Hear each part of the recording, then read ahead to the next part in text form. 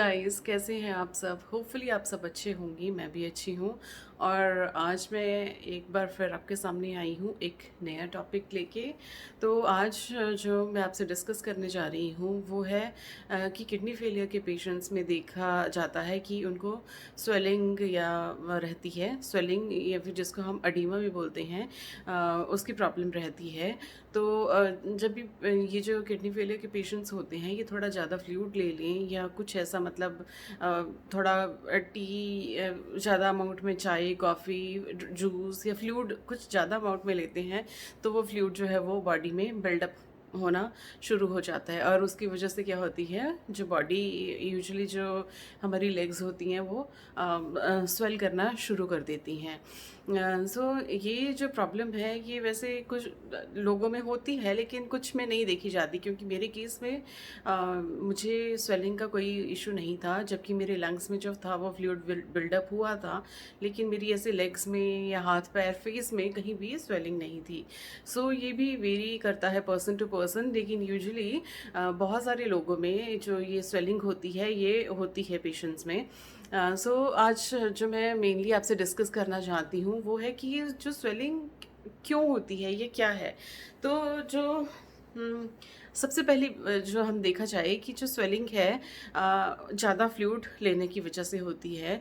कि अगर हम जो जो रिक्वायर्ड क्वांटिटी हमको डॉक्टर्स बताते हैं कि इतना फ्लूइड लेना है, अगर उससे ज़्यादा हम ले लें तभी क्या होता है, वो फ्लूइड बिल्डअप होना शुरू कर देता है टिश्यूज़ के अंदर।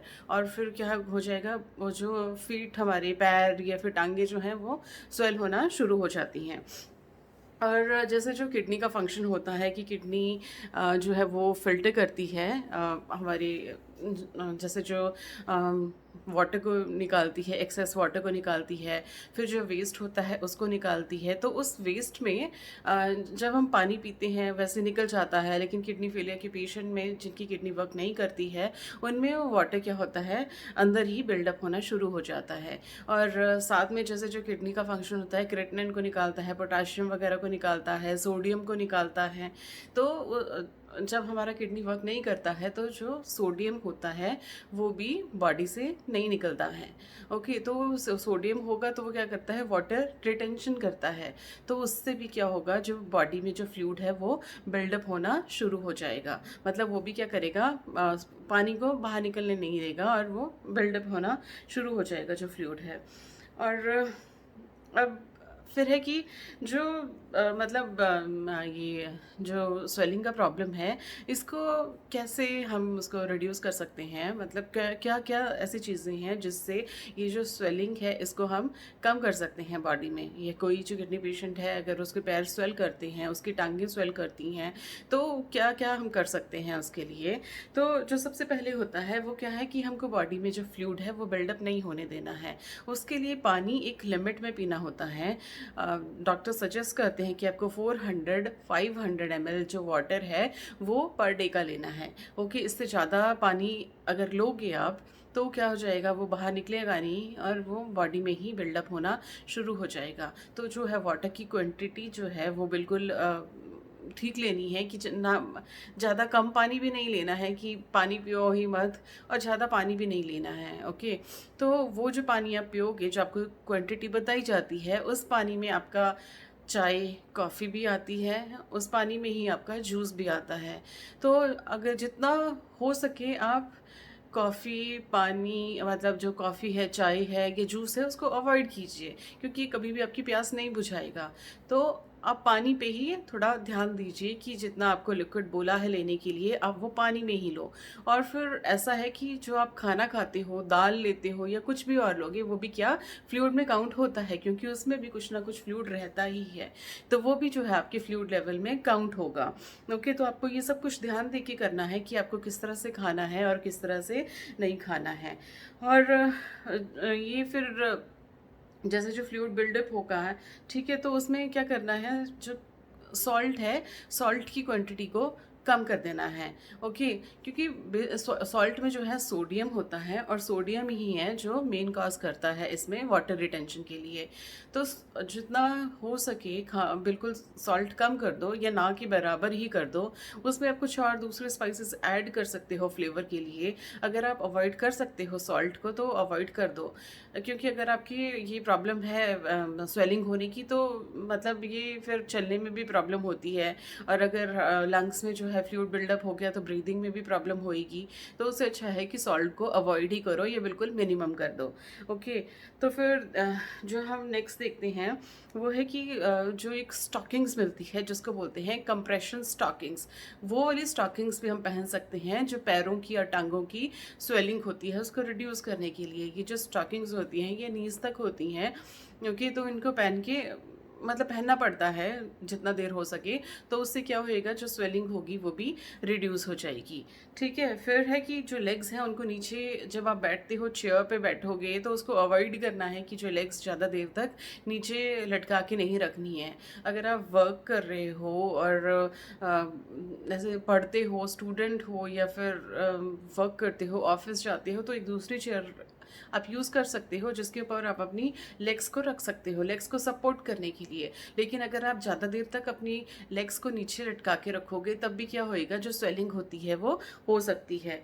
और फिर कुछ केसेस में क्या होता है, डाययूरेटिक्स भी दी जाती है, जो वाटर है उसको डायलिसिस में निकालने के लिए, तो वो भी यूज़ करते हैं। फिर जो अगर फ्लूइड बिल्डअप हो जाए बॉडी में तो उससे भी क्या होता है, कई बार प्रॉब्लमेटिक होता है। ठीक है, तो क्या प्रॉब्लम हो सकती है, हाई बीपी भी हो सकता है। अगर फ्लूइड बढ़ेगा तो क्या होगा, जो हार्ट पे भी प्रेशर पड़ेगा, हाई बीपी कर सकता है ये। दूसरा जो है ब्रीदिंग में प्रॉब्लम हो सकती है। ठीक है, फिर जैसे मैंने बताया कि उस पर हार्ट पे प्रेशर होगा, ब्रीदिंग में प्रॉब्लम होगी, चलने में प्रॉब्लम होगी, पेन होएगा, जब चलोगे तो पेन होगा। तो ये सारी प्रॉब्लम कहाँ होगी, जब बॉडी में फ्लूइड बिल्डअप होगा और स्वेलिंग हो जाएगी। ठीक है, और अब है कि अगर पानी पीना है तो जैसे है कि एक मिनिमल अमाउंट में आपको पानी पीना है। 400 ml 500 ml जितना आपको सजेस्ट किया जा सकता है आप उतना पानी पियोगे। ओके, तो उसमें पानी आपने एक साथ गल्प नहीं कर लेना है कि लिया एक ग्लास है वो 100 ml पी लिया या इस तरह से, वैसे नहीं करना है। आपको पानी पीना है, आपको सिप सिप करके पानी पीना है, बिल्कुल थोड़ा थोड़ा। ठीक है, हर कई बार तो ऐसा होता है कि आपको पूरे दिन में उतना पानी पीना होता है, तो फिर ऐसे कि कैसे हम अपनी प्यास को बुझाएंगे, क्या करें।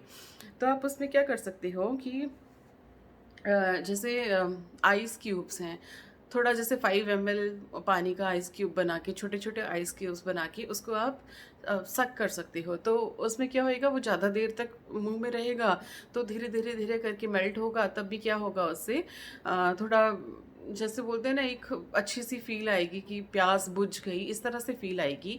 तो वैसे आप कर सकते हो। ठीक है, और जो पानी है बिल्कुल थोड़ा थोड़ा करके अगर आप सिप सिप करके पीते हो, तब भी अपने लिप्स को भी अगर आप वेट करते हो या अपने मुंह को वेट किया तो उतना भी बहुत है उसके फ्लूइड को जो फ्लूइड वैल्यू है उसको मेंटेन करने के लिए। जो चाय कॉफ़ी है उसको जितना हो सके आप अवॉइड ही करो। जो जूस होता है उसको भी अवॉइड ही करो। जैसे आप फ्रूट्स खाते हो तो देखो कि फ्रूट्स में भी क्या है, ये फ्लूइड होता है, तो वो भी उसमें काउंट होएगा। जो फ्लूइड फ्रूट्स का होगा वो भी आपके जो आपका डेली जितना आप पानी पीते हो उसमें वो काउंट होगा। तो फ्रूट भी आपने एक मिनिमम क्वांटिटी में ही लेना है। अगर आप एप्पल खा रहे हो तो अब आपको आधा छोटा एप्पल खाना है, और अगर आप ग्रेप्स खा रहे हो तब भी आपको 10 से 15 जो है वो उसके दाने खाने हैं ग्रेप्स के। तो इस तरह से आप अपने फ्रूट्स को भी जो है वो उसमें एक मिनिमम अमाउंट में कंज्यूम कर सकते हो। और जैसे जो ग्रेप्स आते हैं तो ग्रेप्स में आप ग्रीन जो ग्रेप्स हैं उसको अवॉइड करो। और जैसे जो ब्लैक ग्रेप्स होते हैं और रेड ग्रेप्स होते हैं उनमें एंटीऑक्सीडेंट होता है, तो उनको लोगे वो ज़्यादा बेनिफिशियल होएगा। तो फिर जो ग्रेप्स हैं उनको आप फ्रीज़ भी कर सकते हो। फ्रीज़ करोगे वो बिल्कुल आइस की तरह बन जाएगा। तो वो भी आप जैसे अगर आपको प्यास लगी तो 1-2 ग्रेप्स जो हैं वो मुंह में डाल लिए तो वो भी क्या है, बहुत अच्छा मतलब मुंह को ठंडा कर देते हैं, मतलब एक रिलैक्सेशन हो जाता है बॉडी को कि मैंने कुछ लिया है। तो उसी तरह से आपको जो है फ्लूइड लेवल मेंटेन करना पड़ेगा। सॉल्ट बिल्कुल ना के बराबर ही कर दो, या तो बिल्कुल कम कर दो, और जो ये कॉफ़ी टी है इसको भी बंद कर दो। और ये सारी चीज़ों का ध्यान रखोगे तो हम काफ़ी हद तक जो है हमारी बॉडी को ये ओडिमा से बचा सकते हैं या स्वेलिंग होने से बचा सकते हैं। और एक और चीज़ मैं आपको बताना चाहूँगी कि जो हेमोडायलिसिस होता है उसमें ये पर्टिकुलर है कि आपको कम पानी पीना है। जब मैं हेमोडायलिसिस में थी, मेरे को 400 ml टू 500 ml ही पीना पड़ता था, तो बहुत मुश्किल होता था मेंटेन करना। लेकिन अभी जैसे मैं पेरिटोनियल डायलिसिस पे हूँ, तो मैं 800 ml के अराउंड पानी पी लेती हूँ, क्योंकि वो निकलता रहता है आपका फ्लूइड, उसमें फ्लूइड बिल्डअप होने के चांसेस नहीं होते हैं। तो इसलिए आप भी हो सके तो आप पहले जो, अगर डायलिसिस पे हो और आप सोच रहे हो कि कौन सा डायलिसिस करना है, तो ये भी आप ध्यान पे रखिए, हर चीज़ को ध्यान में रखिए कि हर चीज़ के प्रॉस एंड कॉन्स हैं, ठीक है। अगर जैसे जो डायलिसिस में एकदम से फ्लूइड निकलता है तो उसमें भी लो बीपी होता है, मेरा लो बीपी होता था। तो इस तरह से आपको सारी चीज़ों को ध्यान में रखना है और ये देखना है कि कौन सा आपके लिए, आपकी बॉडी को सूट कर रहा है और क्या आप ऑप्ट कर सकते हो, ठीक है। तो ये सारी चीज़ों को ध्यान रखोगे तो आप स्वेलिंग को काफ़ी हद तक अपनी बॉडी को सेफ रख सकोगे। Thank you.